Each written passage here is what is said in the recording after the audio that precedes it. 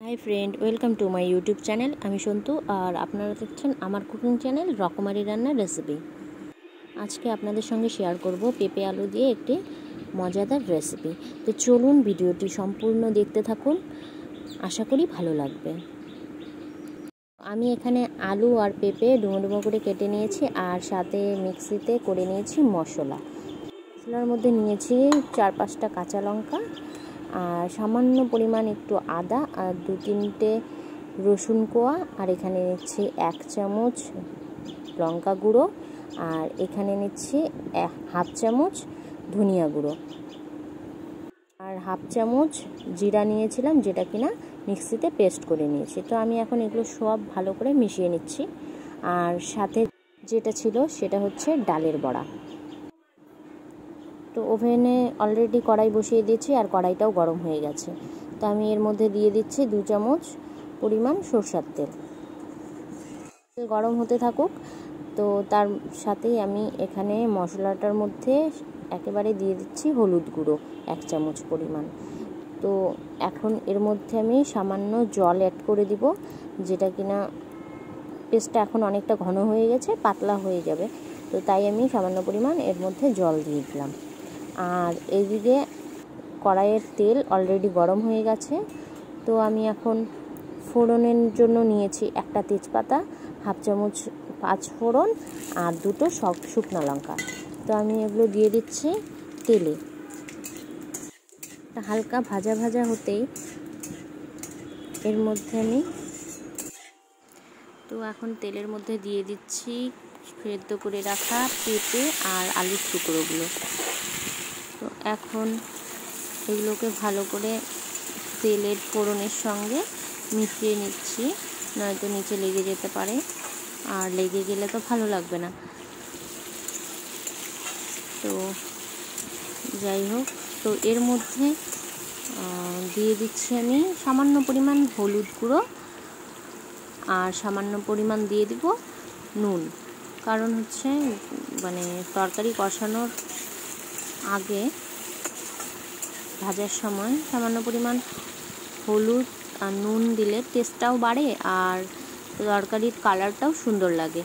তো আমি দিয়ে থাকি, জানি না তোমরা কে কীরকমভাবে রান্না করো। তা আমি ছোটো ছোটো টিপসগুলো তোমাদের সাথে শেয়ার করি, আমার টিপসগুলো। তো এখন আমি এর মধ্যে দিয়ে দিচ্ছি মশলাটা।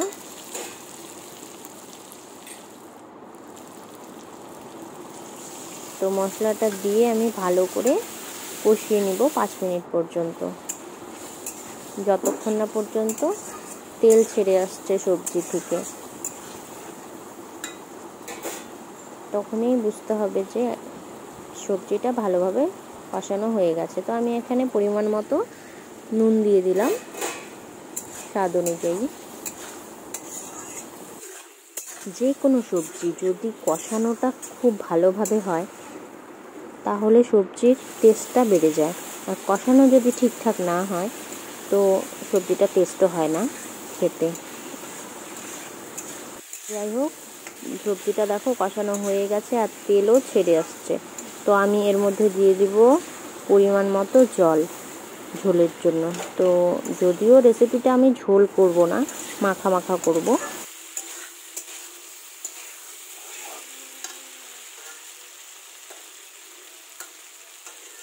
এর মধ্যে আমি এখন পরিমাণ মতো জলটা দিয়ে দিচ্ছি।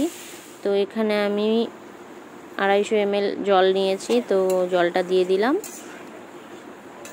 তো এখন আমি ঝোলটাকে হাই ফ্লেমে ফুটিয়ে নেব।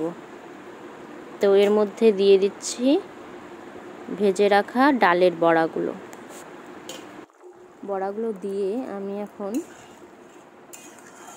আরও 3-4 মিনিট ভালো করে ফুটিয়ে নেব সবজিটা যতক্ষণ না গা মাখা মাখা হয়ে আসছে।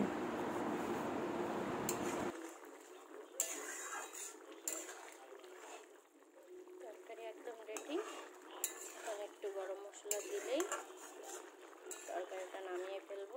তো সবজিটার ঝোলটা অনেকটাই শুকিয়ে আসছে। আমি এর মধ্যে দিয়ে দিব ছোট চা চামচেরও হাফ চামচ গরম মশলা গুঁড়ো। নামিয়ে নেওয়ার আগে এর মধ্যে দিয়ে দিচ্ছি ছোট চা চামচের এক চামচ চিনি। তো চিনি দিলে টেস্টটা বাড়ে, তো তোমরা চাইলে নাও দিতে পারো। তো আমার সবজি রেডি, আমি সার্ভিং বলে সবজিটা নামিয়ে নিলাম। তো এভাবে পেঁপের তরকারি করলে আশা করি সবার ভালো লাগবে। একদিন ট্রাই করে দেখো বন্ধুরা। তো আমার রেসিপিটা কার কার ভালো লাগলো অবশ্যই কমেন্ট লাইক করে বলবে। আর এখন যারা আমার চ্যানেলটি নতুন দেখছো তারা অবশ্যই সাবস্ক্রাইব করে দিও আর পাশের বেল আইকনটিকে ক্লিক করতে ভুলো না। যখনই কোনো নতুন ভিডিও আপলোড করব তখনই তোমাদের কাছে নোটিফিকেশনটা চলে যাবে, তখনই তোমরা টুক করে রেসিপিটা দেখে নিতে পারবে। তো আজকের মতো এখানেই, তো আবার দেখা হবে আরেকটি নতুন রেসিপির সঙ্গে। তো সবাই ভালো থেকো, সুস্থ থেকো। আজকের মতো এখানে।